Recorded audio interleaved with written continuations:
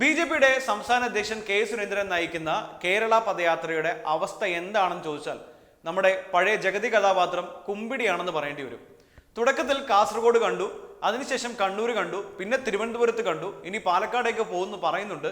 അങ്ങനെ ഒരു ലക്ഷ്യമില്ലാത്ത ഒരു ജാഥയായി മാത്രം ഇത് അവസാനിക്കുകയാണ് എന്ന് മാത്രവുമല്ല, ഈ ഒരു ജാഥ കൊല്ലത്തെത്തിയപ്പോൾ ബി.ജെ.പിയുടെ ഒരു പ്രബല വിഭാഗം ബഹിഷ്കരിച്ചു എന്ന് പറഞ്ഞ ഒരു വാർത്ത കൂടി ഇപ്പോൾ വരുന്നുണ്ട്.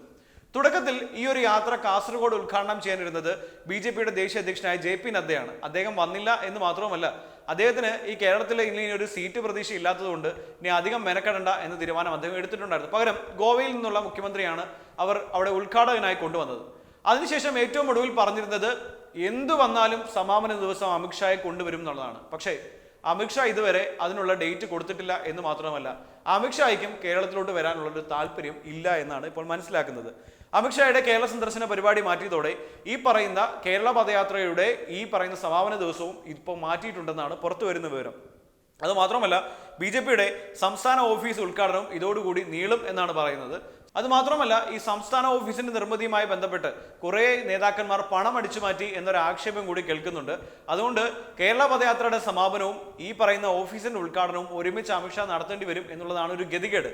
നേരത്തെ ഈ മാസം 13-ന് ഈ സമാപന സമ്മേളനവും ഒപ്പം ഈ ബി.ജെ.പിയുടെ ഓഫീസ് ഉദ്ഘാടനം നടത്താനാണ് തീരുമാനിച്ചതെങ്കിൽ ഇപ്പോൾ അമിത്ഷാ എത്താത്തതിനെ കുറിച്ചുള്ള സംശയം നിലനിൽക്കുന്നതുകൊണ്ട് ഈ രണ്ട് പരിപാടികളും ഇപ്പോൾ മാറ്റിവെച്ചിട്ടുണ്ടെന്നാണ് കെ സുരേന്ദ്രൻ തന്നെ പറയുന്നത്. എന്തായാലും ആദ്യം ബി.ജെ.പിയുടെ ദേശീയ അധ്യക്ഷൻ കൈയൊഴിഞ്ഞിരിക്കുന്നു, ഇപ്പോൾ രണ്ടാമത് അമിത്ഷായും കഴിഞ്ഞിരിക്കുന്നു. ഇനി എന്തിനാണ് കേരളത്തിൽ ഇത്തരത്തിലൊരു ബി.ജെ.പി ഘടകം പ്രവർത്തിക്കുന്നത് എന്ന ചോദ്യം തന്നെ പ്രസക്തമാണ്. കാരണം കേന്ദ്ര നേതാക്കൾ കൃത്യമായി ഇവിടെ എന്തെങ്കിലും രാഷ്ട്രീയ മുതലെടുപ്പ് നടത്താൻ കഴിയുമോ, ഇവിടെ ഒരു ലോക്സഭയിൽ ഒരു സീറ്റ് ഉണ്ടാക്കാൻ കഴിയുമോ, അതുകൊണ്ട് അതിന് കെ സുരേന്ദ്രനെ കൊണ്ട് കഴിയുമോ എന്നൊക്കെ അവർ അന്വേഷിച്ച് നോക്കിയിട്ടുണ്ടായിരുന്നു. പക്ഷേ കാര്യമൊന്നും ഉണ്ടായില്ല എന്ന് മാത്രമല്ല, ഈ പദയാത്ര ആളുകൾക്കിടയിൽ ഒരു അനക്കം ഉണ്ടാക്കാൻ കഴിഞ്ഞില്ല എന്ന ബോധ്യമാണ് ഇപ്പോൾ കേന്ദ്രത്തിൽ ലഭിച്ചിട്ടുള്ളത്. അതുകൊണ്ടാണ് ജെ.പി. നദ്ദ ഉദ്ഘാടനത്തിൽ എത്താഞ്ഞതും ഇപ്പോൾ അമിത്ഷാ ഈ സമാപന സമ്മേളനവുമായി ബന്ധപ്പെട്ട് ഇങ്ങനെ മാറി തിരിഞ്ഞ് കളിച്ചുകൊണ്ടിരിക്കുകയും ചെയ്യുന്നതും എന്നുള്ളത് പ്രത്യേകതയാണ്.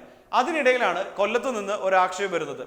ബി.ജെ.പിയുടെ സംസ്ഥാന അധ്യക്ഷൻ നയിച്ച ഈ ഒരു യാത്ര കൊല്ലം ലോക്സഭാ മണ്ഡലത്തിൽ പര്യടനം നടത്തിയപ്പോൾ പാർട്ടി മുൻ ജില്ലാ പ്രസിഡന്റുമാർ ഉൾപ്പെടെ മുതിർന്ന നേതാക്കൾ ഇത് ബഹിഷ്കരിച്ചു എന്നാണ് ഇപ്പോൾ ഒരു മാധ്യമം റിപ്പോർട്ട് ചെയ്യുന്നത്.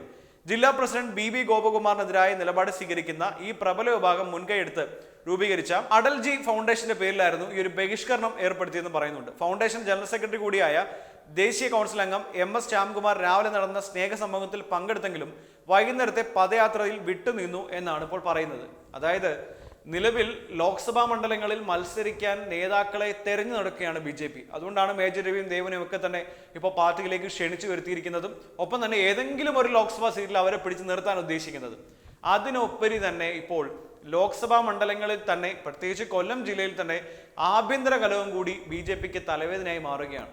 ആകപ്പാടെ കിട്ടുന്ന വോട്ടുകൾ അത് വീണ്ടും വിഭജിച്ചു പോയി കഴിഞ്ഞാൽ ഇത്തവണത്തെ ലോക്സഭ ഇലക്ഷൻ കഴിയുമ്പോൾ കെ സുരേന്ദ്രന്റെ കട്ടയും പടവും മടങ്ങും എന്നുള്ളതാണ് സത്യം. അതിനുശേഷം അദ്ദേഹത്തിന് സംസ്ഥാന പദവി ഉണ്ടാകില്ല എന്ന കാര്യം ഉറപ്പാണ്. അപ്പോൾ ഈ പദയാത്ര നടത്തിയത് കൊണ്ട് എന്താണ് ബി.ജെ.പി. മുന്നോട്ട് വെച്ച ആശയം എന്ന ചോദ്യം വളരെ പ്രസക്തമാണ്.